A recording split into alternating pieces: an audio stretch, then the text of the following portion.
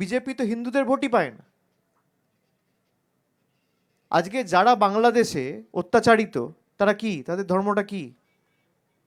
সামনে নির্বাচন নেই তো, তাই এদের কিচ্ছু যায় আসে না।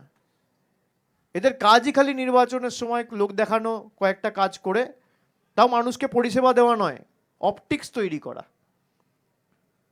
গোয়ায় গিয়ে ধ্যান করবে, হঠাৎ করে এমন ভান করবে যেন প্রত্যেকটা মানুষের জন্য কত কিছু তিনি করে দিয়েছেন। সব কিছু তো অপটিক্স।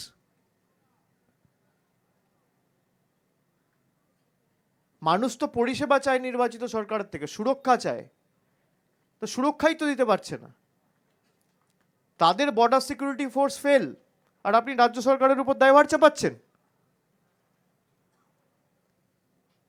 কেন্দ্রীয় সরকার ব্যর্থ, স্বরাষ্ট্রমন্ত্রী ব্যর্থ।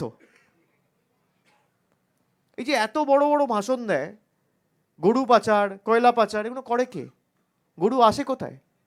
বাংলায় ঢোকে কোত্থেকে? বাংলায় গরু ঢোকে কোত্থেকে? উত্তরপ্রদেশ হয়ে, ঝাড়খণ্ড হয়ে, বিহার হয়ে তারপর বাংলায় আসে। তো উত্তরপ্রদেশে বিহারের সরকার কার?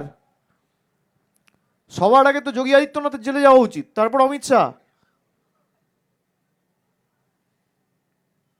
তো লজ্জা থাকা উচিত। কয়লা পাচার, কলিয়ারি গার্ড করে সিআইএসএফ, মন্ত্রীর নাম অমিত শাহ, হয় কোল মিনিস্টার নইলে হোম মিনিস্টার, দুজনের দায়ভার রয়েছে, কেউ এড়াতে পারবে না। সব দিক দিয়ে ব্যর্থ, সব দিক দিয়ে।